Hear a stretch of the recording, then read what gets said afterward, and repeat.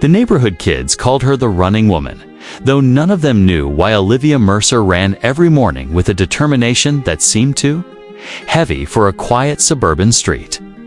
At precisely 6:15 each morning, whether the sky was blue or swollen with storm clouds, she sprinted down Maple Avenue with the same unwavering rhythm, her brown ponytail bouncing like a metronome, marking the tempo of a life that refused to slow down.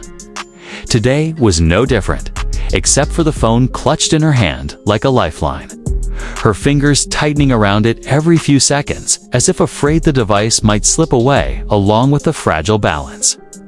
She maintained in her world. She glanced at the screen for the 5th time in as many minutes, rereading the message she'd sent at 5:38 a.m. to the number her sister Jane had texted from the night before. "Jane, the twins have fever again.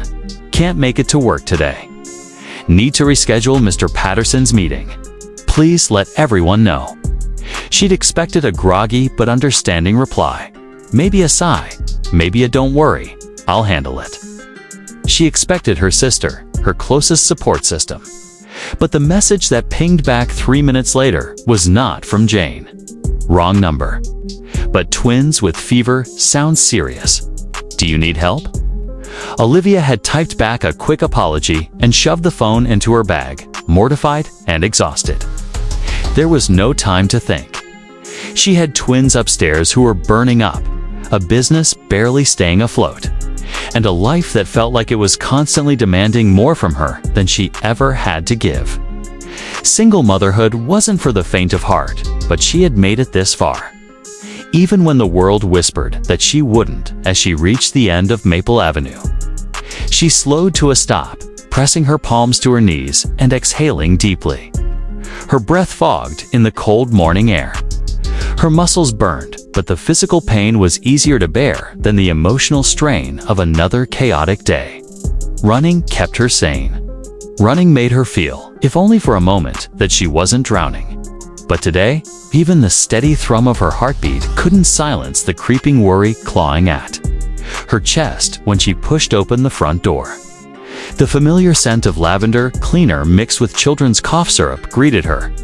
She dropped her bag on the small entry table and climbed the stairs 2 at a time, her pulse quickening not from exertion now, but from maternal fear. She pushed open the twins' bedroom door to find them curled up together, their cheeks flushed, their breathing shallow and warm. "Mommy," Lily whispered, barely awake.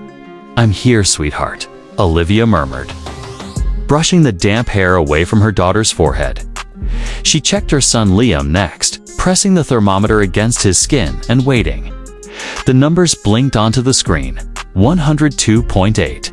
Her heart sank. She sat at the edge of the bed, rubbing her temples as the mental checklist formed in her mind. Medicine schedule, cold compresses, water intake, monitoring symptoms, informing clients, rescheduling the meeting again. She couldn't afford to lose Mr. Patterson. He was her biggest client, the only one keeping her small accounting firm afloat after her partner, Ryan, abruptly left 3 months earlier. She still didn't know why he'd walked out. She suspected burnout, but she knew there was more. Something colder. Something he didn't want to admit. She rested her hand on Liam's back and whispered, mostly to herself, "I'll figure it out. I always do." When she finally made it downstairs, she found her phone buzzing once more. A new message from the unknown number. "If you need anything at all, just say so. You don't know me, but maybe the universe had its reasons for the mix-up." She frowned, confused, and set the phone aside. She didn't have time for odd strangers with philosophical texts. She filled a glass with juice, prepared medicine, and returned upstairs. But as the morning progressed, the fever didn't break. The twins were lethargic, barely responding, their tiny frames curled like fragile leaves wilting in summer heat. Panic tugged at her again, but Olivia forced herself to breathe. She'd been through worse. Or so she tried to convince herself.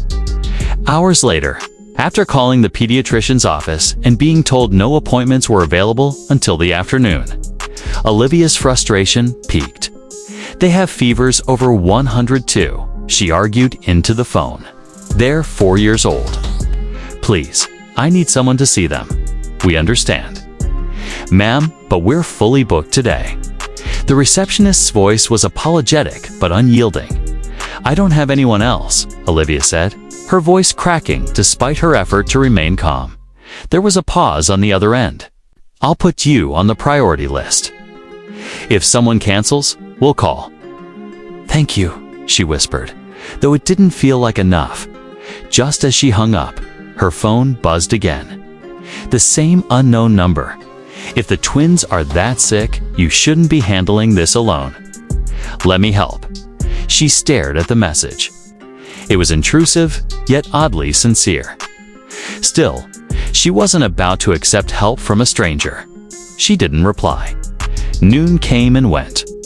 Olivia tried everything: cool baths, compresses, fluids, rest, but the twins' fevers remained stubbornly high. Her anxiety grew sharper. She paced the living room with the pediatric hotline on hold when the doorbell rang. She froze. She wasn't expecting anyone, peering through the peephole. She saw a man standing on her porch, early 30s. In a crisp navy jacket, holding a pharmacy bag and a warm, hesitant smile. Her heart lurched. The stranger texted, "It's me. The wrong number guy. I live for streets over. I promise I mean no harm. I just brought fever reducers and electrolyte packets. If you open the door, I'll leave them and go." She blinked, stunned. Her mind tells her this is insane. Her exhaustion tells her you need help. Her mother's instinct tells her protect the twins. But her humanity tells her some people still care. Slowly, she unlocked the door but kept the chain in place. "You shouldn't be here," she said through the small gap.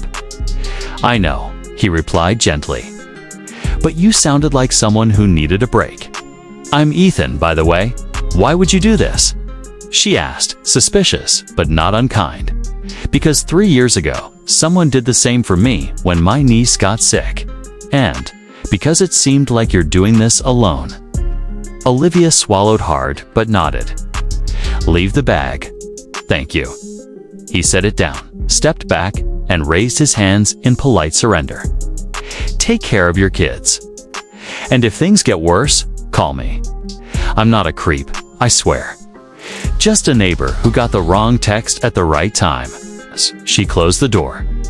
But something about his kindness lingered, warming a part of her heart she had long numbed. The next few hours were a blur. She gave the twins the medicine, and slowly their fevers began to cool. Relief swept through her like a quiet tide. By evening, they were awake, smiling weakly, asking for soup. The weight on Olivia's chest finally loosened, exhausted beyond measure. She sat on the couch and allowed herself a rare, soft smile. Her phone buzzed again. "Ethan, are they okay?" She typed back before she could overthink. "Yes, thank you." "More than you know," he responded. "Good, I'm glad. And if you ever need another rescue, you know where I am." Over the next week, life began to settle again. The twins recovered fully. Olivia rescheduled the meeting with Mr. Patterson, who surprisingly admired her commitment as a mother and didn't drop her firm. Slowly, carefully, she found herself exchanging friendly messages with Ethan. Not flirtatious, just warm, human.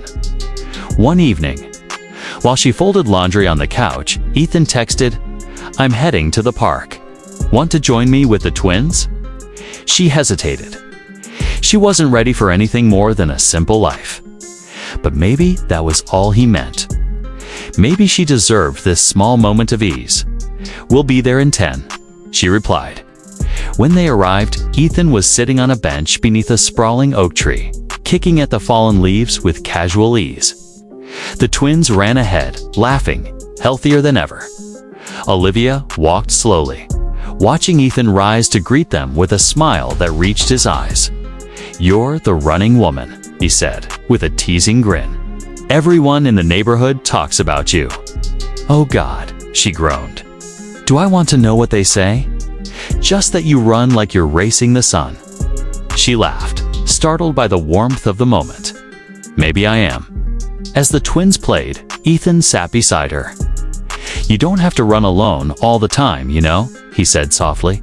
She looked at the kids, then at the man who had shown up unexpectedly in her life because of a wrong number. A mistake that didn't feel like one anymore. Maybe not, she whispered. For the first time in years, Olivia felt something shift inside her, a tender, cautious hope. The kind that made her think maybe the universe did send people exactly when she needed them. Not to fix her life, not to rescue her, but to remind her she wasn't as alone as she believed. And the next morning, when she ran down Maple Avenue, she wasn't clutching her phone with fear. She held it lightly, knowing that somewhere just 4 streets over, someone cared enough to answer even when they weren't the one she meant to call.